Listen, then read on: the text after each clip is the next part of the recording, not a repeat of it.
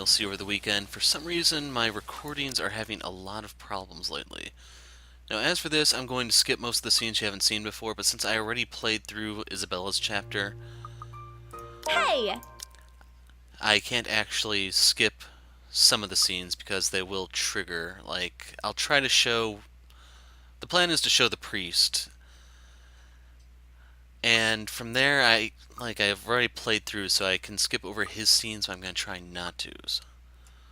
As for the QuickTime events, like usual, we will go ahead and just skip those. Push tab.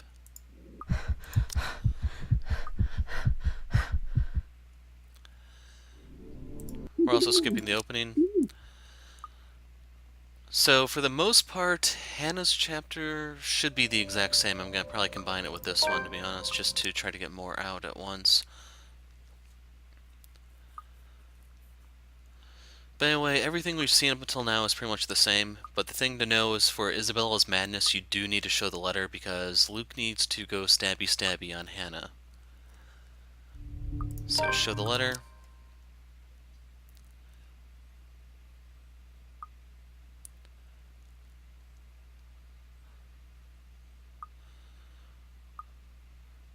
So I think when I do the Hannah possessed, I don't know if I should leave everyone else alive or kill them. If you guys have an opinion either which way, just go ahead and voice your thoughts in the comments. We'll have a couple days before judgment time comes for that. That'll be something for next week. So you need to stay for the movie to meet the priest, and the next choice that matters is going to be right here. So meet with the priest. I'll think about it. But maybe we could go with Zach's idea? I'm not so sure about that. Well, it wouldn't hurt to try, right? If it doesn't work, it doesn't work. At least we did something than just stand around. I'll let you know when he's available, Bella. Thanks, Zach. I knew I could count on you. Guys, I said keep... So all that's the same. Now I need to stop this because the part that differs is when we get back to her apartment, when Zach calls. So first is her call from her mother, I think?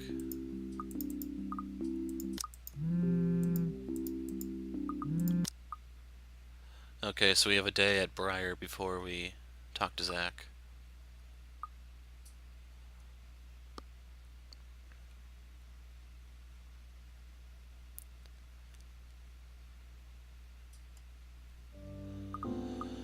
Instant noodle days are over. I'm going to try to keep it a little friendly. I am going to be going for Rebecca's love confession jump or fall, whatever you want to consider it.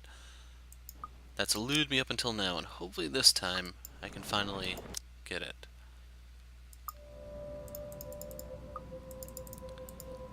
So right here we have to wait for Zach's call. The abrupt break in the silence nearly makes me jump out of my skin. Blindly, I fish my phone out from under the mess of papers and cushions where I've carelessly thrown it before taking a shower hours ago. Zach's name flashes brightly on the screen. Is he calling because of this afternoon? Frankly, it's the last thing I want to discuss, but I did leave the two of them there without saying anything. Knowing Zach, I bet he's worried. Hey, Zach. Oh, good. I thought for sure you're not gonna pick up. Sorry, it took me a while to find my phone. No worries. You game tomorrow? I pause. I don't recall making plans with Zach for the weekend. Did I forget something? Remember that guy I told you about? Back in the movies? The, priest? For the blessing? Does it ring a bell? Oh, right. I did say that, but I didn't think he'd actually go through with the trouble, especially after what happened with his film. Sometimes I forget how kind Zach can be. Yeah, I remember. Is he fine with it? My friend doesn't mind. We're lucky he's not busy. So, tomorrow, he'll meet us at the mansion. Okay. Sorry for the trouble, Zach. Hey, no problem. I'm the one who suggested it to begin with. And, well, this afternoon you did surprise us. Never seen you scream like that. You scared the hell out of Rebecca. I guess I owe you a lot for this, huh? Nah, we're cool. You had us worried. But I know you'll tell us about it eventually. I just want to make sure you're doing well. You left all of a sudden and you're not answering any of our calls. He's trying to get me to talk. Normally I tell him I'm fine, say a few simple reassurances to put their minds at ease. Now nothing will form. I can't bring myself to say anything. He seems to have sensed my hesitation because he immediately changed the subject. Yeah, anyway, I gotta go. I left something on the stove before making this call. Just soup. But it'd be embarrassing if I burned soup. It'd be worse if you burned water, buddy. I doubt it. Ashton, on the other hand... Oh, remind me to tell you about what he did with the pressure cooker next time. Oh, damn, it overflowed! Really need to get going. Bye, Bella. He hangs up before I can thank him. The busy tone, though muffled, echoes through the receiver. No one is saying this'll work, even I'm doubtful it will. But right now, I'll take anything. Anything to get out of this nightmare. Sleep comes easier tonight. For the first time in a long time, I dream. So keep in mind this is stuff we've seen before, but when you do the route with the priest, they still flag this as unseen text. Go figure. Of clear skies, of unrestrained laughter from children playing in the streets, and of small, cramped dwellings. To an outsider, the sight does not paint a pretty picture. However, this is home to me. Morning dawns bright and clear the following day. Although the air still feels muggy and I miss the chilly autumn weather, it's one of those rare weekends where I'm up even before my alarm rings. If it wasn't for Zach's call last night, I'd probably sleep in. When 9 a.m. rolls around, I'm already on my way to the Ermengarde mansion. To think that I'd have to go back again, I'd be lying if I say I'm excited. I don't have to anymore. Rose happily gave me paperwork duty when I volunteered. We're on the last phase of the sale, too. Well, almost. Papers to sign, documents to finalize, various other legalities to settle with the current owner, and all that still. Never mind that its new owners want everything done within the week, when the process typically takes more than that. They want it done, we'll get it done. I really don't understand rich people. But money can do wonders. I won't be surprised if they'll be able to push the process just a little bit more, like what they did to secure the house. The point is, I'm under no obligation to return to the house anymore. Running is an option, of course. I can now move on to another property and forget everything. However, at the end of the day, it's always my conscience that wins. What if something happens to those who have seen the letter? Ash, Zach, Becca, Miss McCullough, the Wrights. The guilt will follow me to my grave. The mansion looms as we approach. Whispers welcome me back. Shadows calling. I hope this is the last time. So, once again we have Inspector Lee's sprite come up, and they even comment on this a little bit. They're engaged in a quiet conversation when I find them at the mansion's front gardens. But even with familiar company, it's impossible to feel at ease here. No matter who I'm with, the feeling of being watched is there, like the very place itself is aware of its trespassers. Zach, on the other hand, doesn't seem to notice. Or he simply doesn't care. Or he's already used to it. I could never tell with him. Sometimes, he's almost as hard to read as Ash. Almost. At least Zach doesn't ask for as much patience as dealing with Ash does, and that says plenty about him. Miracle and Miracles, how the two of them had ended up best friends. He waves at me as I approach. True to his promise, Zach has also brought his friend with him, Father Norman. Somehow, I expected him to look older. Oh, don't be surprised. They say people who have found their calling are getting younger these days. So I'm not 100% sure, but I want to say it's the same voice actor as G and Lee. Sorry, Father. I didn't mean to say that out loud. No offense taken, though I admit I'm a bit surprised. I didn't think someone would ask this house to be blessed after all these years. You've heard of it, Father? In passing. The occasional rumors and talk by the locals, nothing new.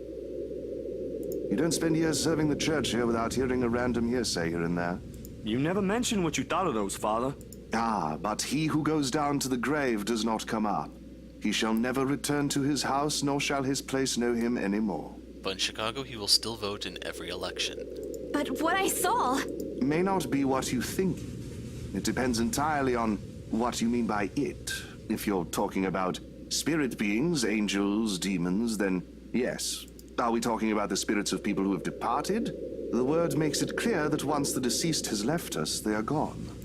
But of course, I didn't come here to bore you with a lecture. No, it was enlightening, Father. Thank you. Just remember that a God who loves his children would never let them linger once the time comes. That's what my papa often tells me. Your father must be a good man. He raised you well, no doubt. Well then, shall we? Regardless of what it is, I'm sure the mansion's new owners would appreciate such sincere intentions. From a stranger, no less. You can tell he doesn't know, Luke. Just watch. He lets Zach and I walk ahead. Or leave. This way, you won't see how tightly I'm clutching the straps of my bag. Father Norman's probably trying to put me at ease. But the worry, the cold, restless, foreboding feeling has firmly lodged itself in my stomach, making its presence known with every step we take towards the house. Hey, you okay? Zach lightly nudges my side, careful, mindful of his emotions to avoid startling me, no doubt. So, I think you're supposed to say it's nothing to boost affection with Zach. So right here, you can see where everything's at. Forgot where I lost points with Rebecca. It's nothing. He might have actually lost affection with that. What is it that people often say? The more you talk about them, the more reason they'll show themselves to you. I'd rather not let that happen right now. And to be completely honest, when you've been telling the same thing to people for 2 consecutive days, it gets a little tiring. After the trouble Zach went through for me, on a weekend no less, I really don't want to burden him with more of my worries. That isn't what we're here for. Yeah, it's nothing, Zach. A reassuring smile and nothing more. Aye, if you say so. But tell me if you ain't feeling well. We don't have to go through with this if you don't want to. Consciously, my grip on my bag straps loosens when I catch his glance. He returns my smile with one of his own and a light pat on my head. Altogether, he stops walking. The gesture is meant to be comforting, but only serves to add another layer of wrong with the way I'm refusing to tell him anything. He was there yesterday. He saw what happened. He has questions. One I don't have the answers to yet. But he's also given me a way out. Thanks, I will. But I think I still need to see this through. Besides, I'll be the one to blame if someone sees you there without me. I really don't want to get in trouble with my boss. That bad, huh? You have no idea. Okay, come on. Let's get this over with. I follow quietly after him, leaving everything yet to be answered behind us. The things inside my bag clutter softly against each other while I rummage for the keys to the mansion. I should have heard the telltale jiggle by now, but didn't I put it in my bag last night? Seconds later, I'm standing on my heels, and one after another I'm taking out everything from every pocket, every slip. It'll be a pain to put everything back later, but I'm sure it's just under these... nothing. Oh man. Of all the times to forget. Is something the matter? No, I'm sorry, Father. I think I left the key.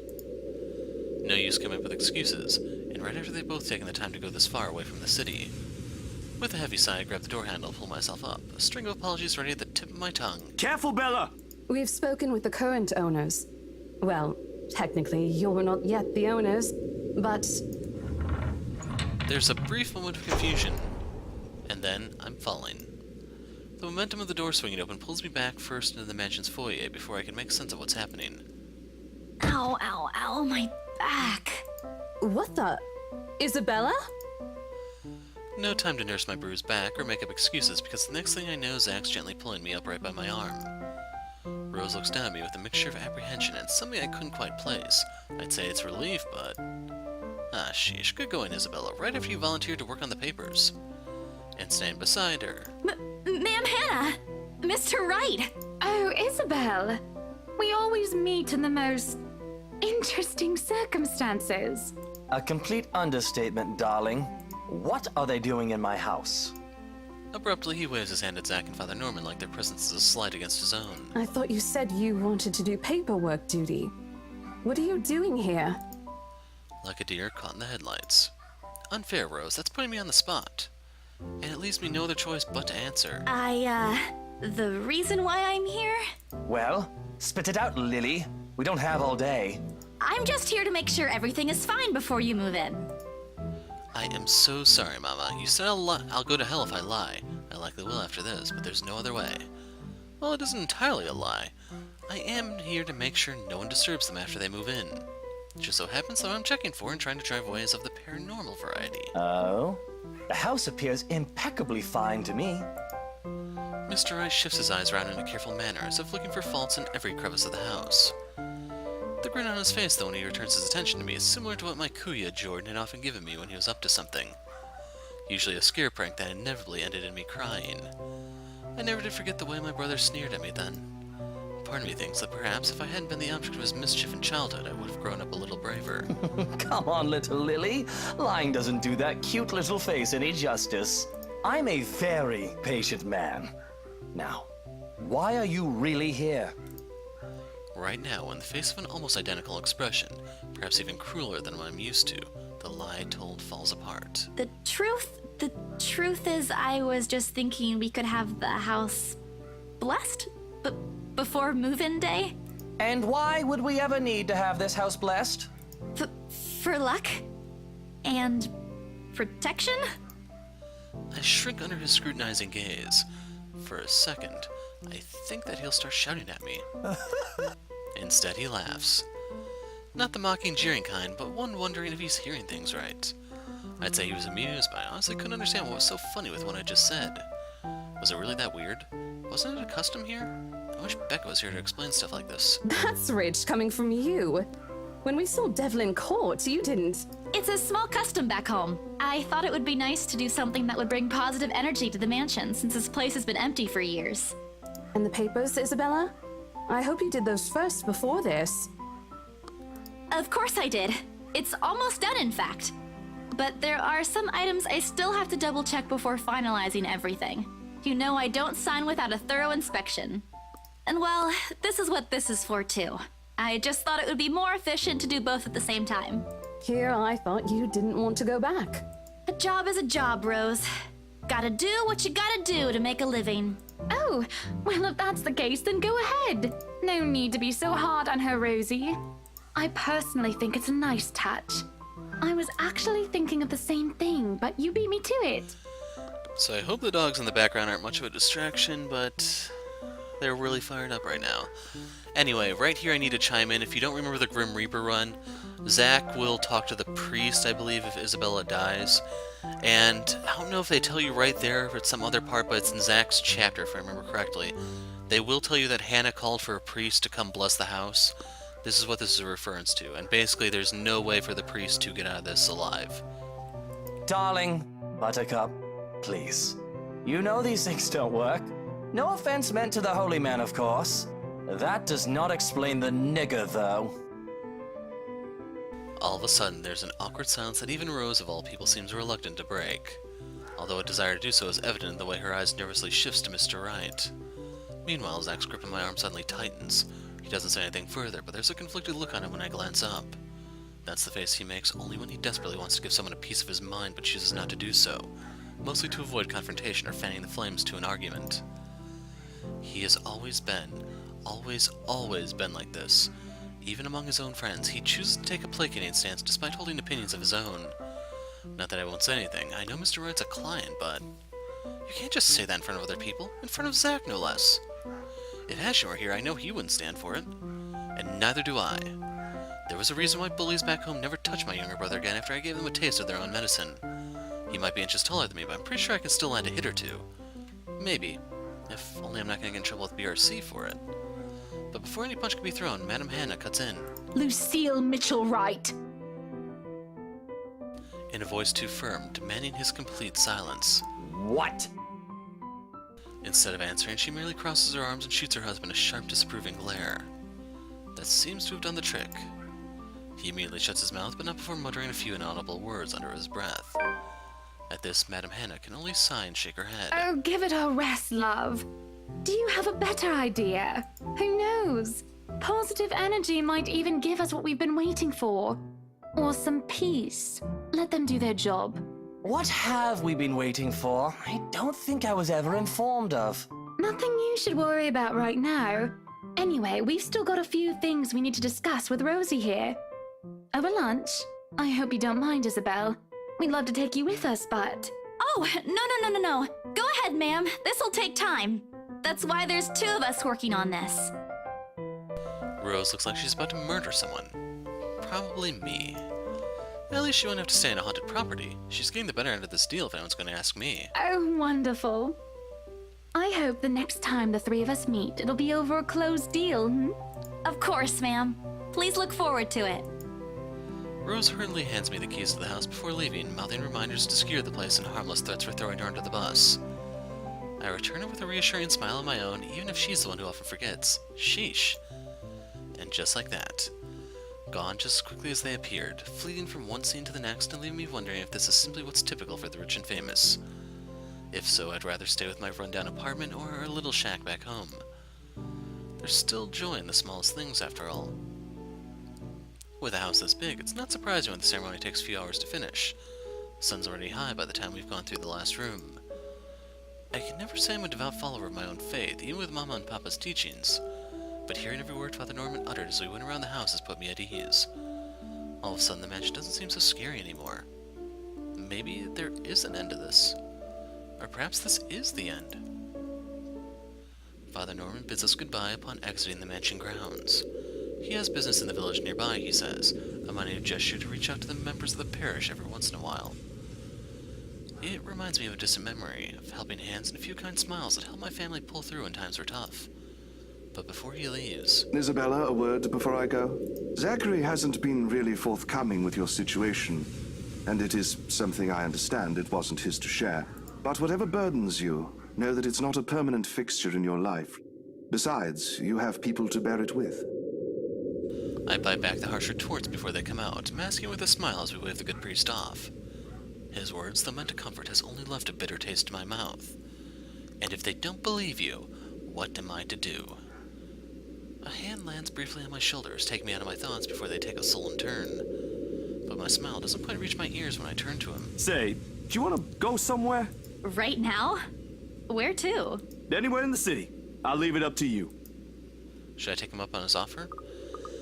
So this will give us one of the CGs that we didn't show before. I don't know how you get the other one, if you have to blow him off or what, but we'll hang out with Zach. It wouldn't hurt. I've got some stuff I need to buy. Groceries. And there's a shop I want to check. Is it real food this time? Let me guess. Rebecca? She's just worried about you. Even I can't eat that much instant noodles. And this line is what kind of made me wonder. If you don't know, instant noodles are extremely high in salt. It's pretty much just like pure salt and water. Salt is used to make the noodles themselves. The flavoring of the broth is salt. Like, does Isabella have, like, impending kidney failure or something with how much salt she ingests? Like, it's kind of a wonder she didn't have a seizure or something. It's just one of those things I've noted. Think of it as a talent. Let's just go, Zach. I smile. A real one this time, devoid of any unpleasant thoughts. Regardless of what happened between us these past few days, I don't want to think harshly of them. Zach had me wait on a nearby bench upon arriving, prior to going off somewhere. So I don't know if I pointed this out, but after seeing Marianne's poster, I think this is another Quantum Suicide reference. In case you're wondering, it was recently announced that game will have English voice acting like this one does. So if I ever get around to covering that one, something to look forward to. He hasn't returned since, and it's been a good 20 minutes of being left alone entirely to my thoughts. In this weather, the city park gives off a lazier and more languid vibe than usual. Where children are usually seen running around playing, there are now people lying, leaning back on their picnic blankets, simply enjoying the afternoon sun. The smell of food drifts from nearby carts, and if the wind blows in the right direction, one would catch the whiff of freshly trimmed grass. I'd gladly sleep on this bench if I wasn't waiting for anyone. Soon enough, I see his hulking figure running towards me, carrying a medium-sized box on one hand and casually waving the other at me. He's panting when he reaches my bench. Sweat drips profusely from his forehead, but there's a grin on his face. Sorry, the line was really long. Really long. You didn't have to run. Sit down first. Nah, I'm good. Didn't want to make you wait for these. I already know what's in the blue box before he opens it. Cinnamon rolls, all 6 of them topped with a white cream cheese glaze. The very same one I bought after I sold my first property, after I met Zach, Ash, and Becca. Funny how such a small thing could trigger a distant memory, no matter how mundane it is. I don't say no to free food, but why is he getting me these now? What for? He leans on the empty space beside me, wiping the sweat off his forehead before answering. An apology. And as thanks for yesterday and the other day. You don't have to buy me anything, Zach. You were upset. You haven't been yourself recently, and people kind of miss that, you know? Are you just saying that, or... No, really. Rebecca told me. You know how she is. Ashton, too. Ashton was an ass. He should have been named Ashhole instead. He went a little overboard, yeah. I can talk to him if you want.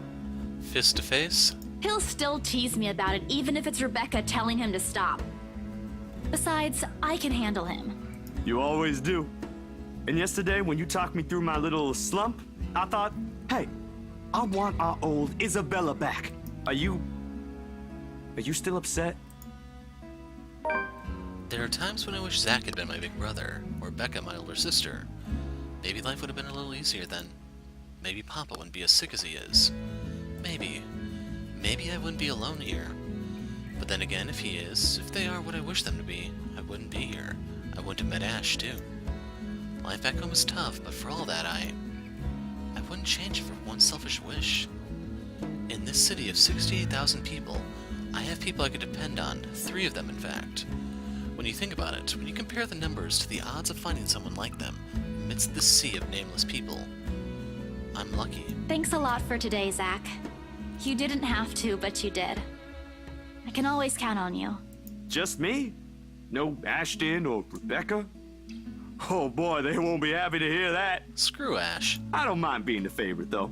Nope, no favorites. But you cook better than both of them, so that's a plus. And does make you the favorite. It's always been food with you, ain't it? Don't put it like that! You're making me sound like a glutton. I'm not saying you are, but it does feel good to know there's someone I can invite for food to be able to eat all of it. Only that? I thought we were also art buddies. Oh, that too. But the food thing really stands out when you think about it. You do eat a lot for someone your, size. Low blow. I take pride in my height. So, is it okay now? Do you feel better? Does it still scare you? A little. I'll be okay.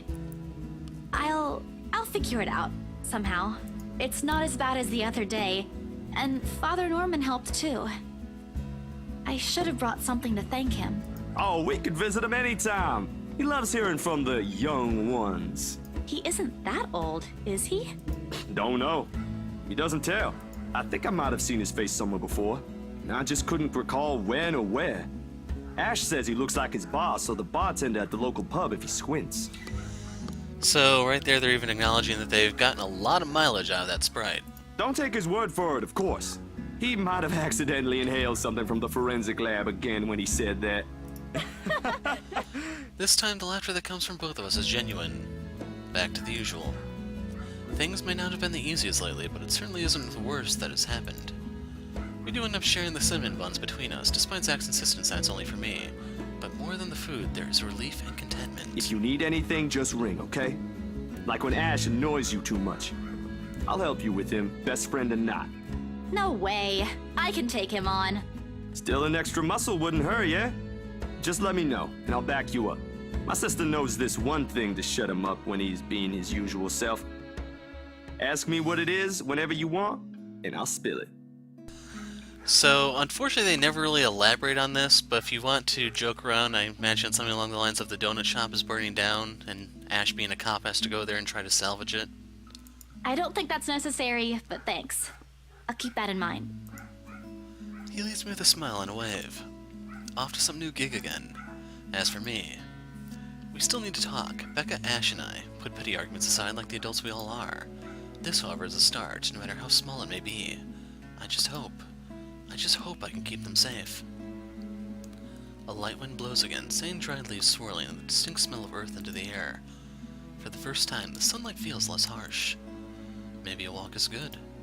I need to visit the grocery, too. Come to think of it, wasn't there an art store? So this puts you on the track again. So right here we run into Marianne. But I kind of wonder, is the whole, cop eating donut thing actually a thing in Britain, or is that just the US? Maybe they inhale something else over there, I'm not entirely sure. So we want to stay home,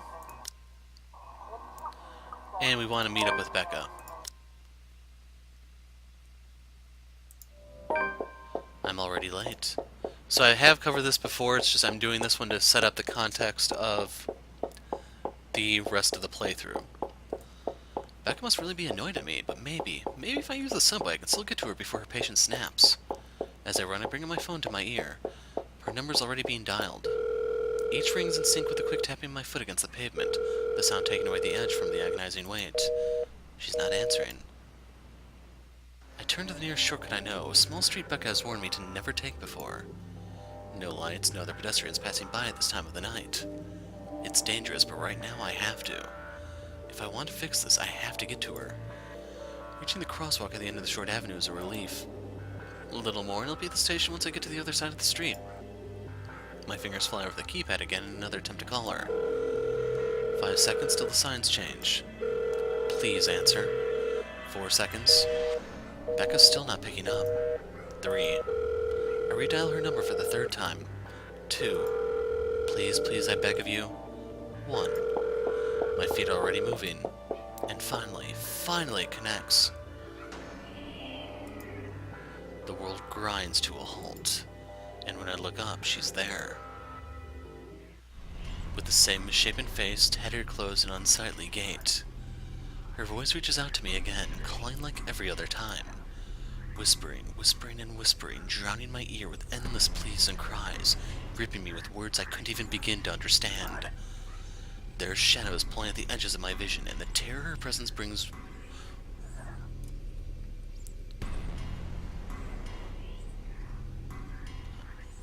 Yeah, this isn't the right word.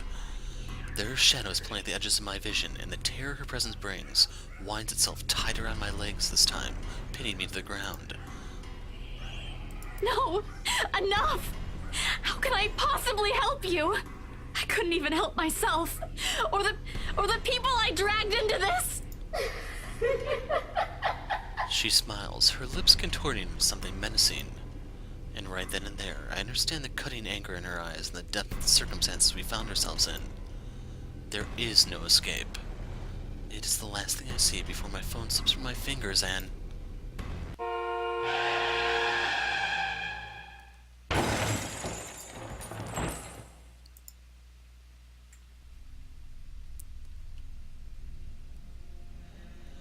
So this is probably my second favorite CG in the game, behind Bye Bitches. But anyway, that is the end of Isabella's chapter. So for Hannah's, there is absolutely nothing new here, but you still need to weaken the relationship between the two, so Luke goes stabby stabby. So remain silent because Luke hates doormats. And we're also going to burn bridges with Marianne too. We don't need no stinking meeting.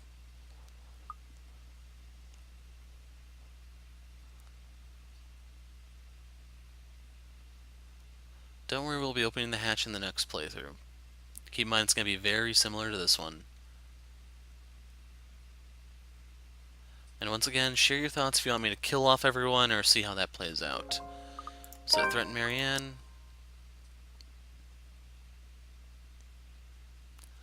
And I will be friendlier with everyone and Hannah on that route so that they kind of miss her more when she changes, you know? Just a little bit of a twisting of the knife in the wound. And then just spraying a little salt over it, just for giggles. So right here we are going to continue teasing because we're making Hannah a bit of a jerk, so she kind of gets what's coming to her. So right here you need to tell them that you were with Zach. Leave the hatch alone.